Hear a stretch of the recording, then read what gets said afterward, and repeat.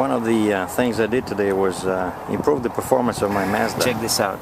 So I had a shop drill out these holes. So now only on this side. So now that my air intake gets more air, and the performance improved, and the exhaust became louder. So I love it. Only cost me like 25 bucks. And I'm at the cat picking up my truck.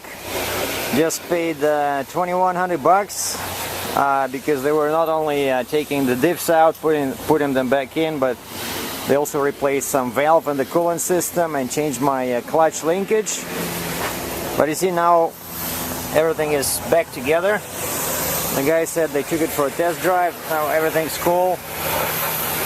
And they put a new synthetic oil in. And I asked him about the recommended interval for change, because my friend says 500,000 miles. I thought it was too much, you know. I thought it was closer to 2 years, and these guys confirmed that yeah, it was 2 years. So I'm gonna change the oil again in 2 years. So let's see how it handles. I didn't drive yet the truck. I just this is the first time I see it. They had trouble finding the keys, so now I have the keys. I can rock and roll. Well, I hooked back to my trailer, and the tractors are still here. And I want to show you guys one very dangerous thing, which happens in winter. See how that thing, the handle sticks out, right? There's some space between the handle and the frame. And if you look in the back, you know, after hooking up, you're supposed to check those jaws. I don't know if it will be visible on this camera, but they look closed. And yet, when the handle is not in all the way, you can lose the trailer. I know this from experience. It happened a couple of times. Basically, if you start moving, you go on the highway, and you don't make sure that it goes in, you can disconnect from the trailer, but it's not fully locked. So what I'm gonna do is I'm just gonna, you know, start moving slowly, hit my brakes, accelerate, just do it inside the yacht, because I tried to push it in. Sometimes it goes in by itself, but now it doesn't want to go.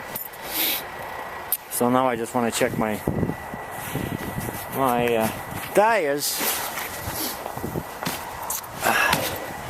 and then I'm going to a tire place down the road where they're gonna check all my tires. I don't want to crawl under the trailer myself in this weather, even though it's only what, -9. Jeez, they look a bit loose.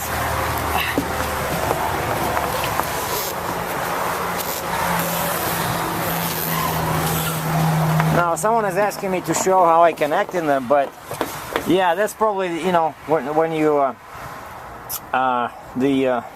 what takes usually the longest time is just finding the place on the freight, on a piece of your, you know, machinery, where to put the chains so that you don't damage it, and at the same time the machine stays secure. So that's what I did. I put it, there's kind of like a pocket in there, and I put my chain and I run it against the tire, you know, keeping all the sharp edges there away. But this way the machine sits also on this chain, and it cannot move.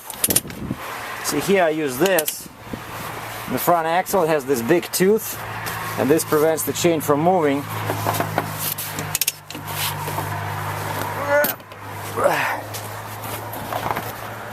And these, I don't like these.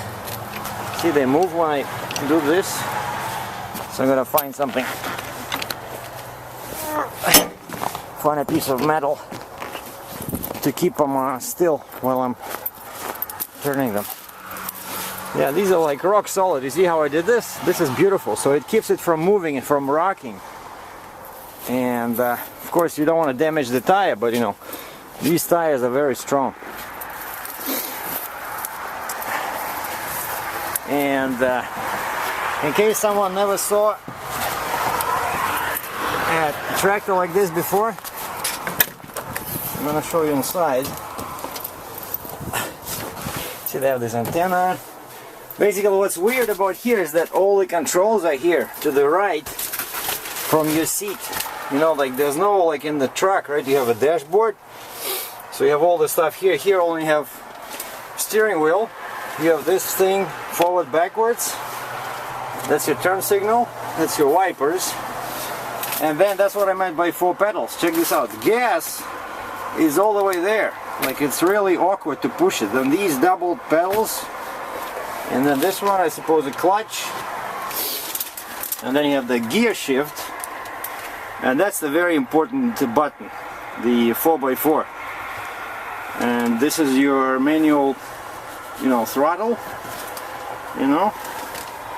And that's the, you know, heater, air conditioner, very important because my window started fogging up when I was loading this thing and I didn't know how to turn it back on, how to turn it on. But like, you know, very good visibility, huge windows. You can see, and I think this probably even swivels. And then there's another little seat in here, in case your kid wants to go along for a ride. You know, it's a cool little tractor. Keys are high-tech. It's impossible to duplicate these. You need special space tools, because these are like, you know, specially protected. I think they have a chip inside them, you know. The same they use in visas. Oh, maybe they work from the fingerprint. That's why we leave them like that, so that no one will be able to start. It's like, you know, that gun that 007 uses. It's not gonna work if the bad guy tries to use it. All right, and this is John Deere model 6150. All right, let me go see if I find a piece of metal. I need to tighten my chains. I'm back at the hotel for another night because my truck was only ready about 3 o'clock today. Today's Friday, so I picked it up, took it to the parking lot, hooked up to the trailer, and went to the tire shop. They checked all my tires, and it turns out I was like 10 to 20 psi off on all tires.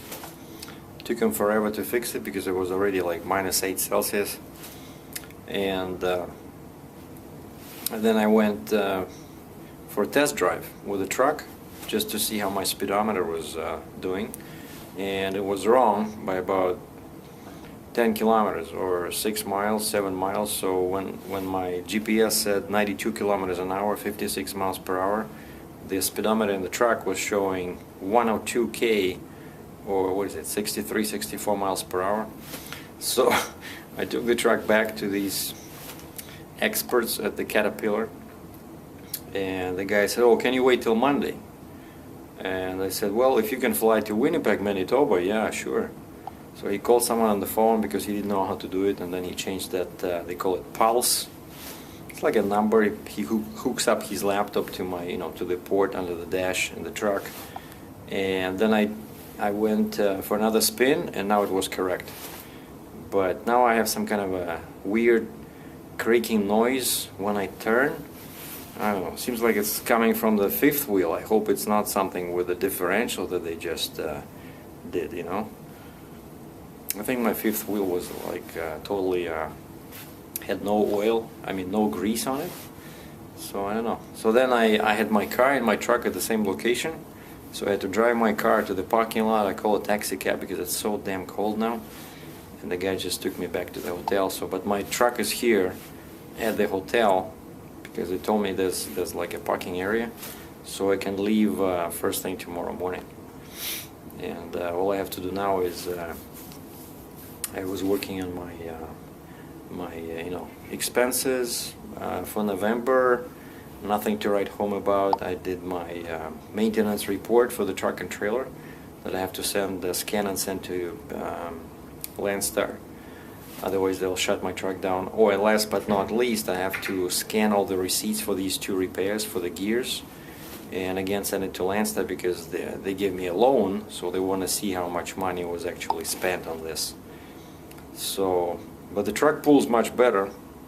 I like it picks up speed faster, you know, and now I'm back to the same speed I'm really used to. Like the first 3-4 years, that's what I did. I drove at like 56 miles per hour. But now I have 56 on 92 an hour at 1280, and the truck pulls okay at that, 1280 RPM. But if I go to normal operating RPM like 1330, 1340, I'll be doing 60 miles per hour on 87 kilometers an hour, which is perfect, you know.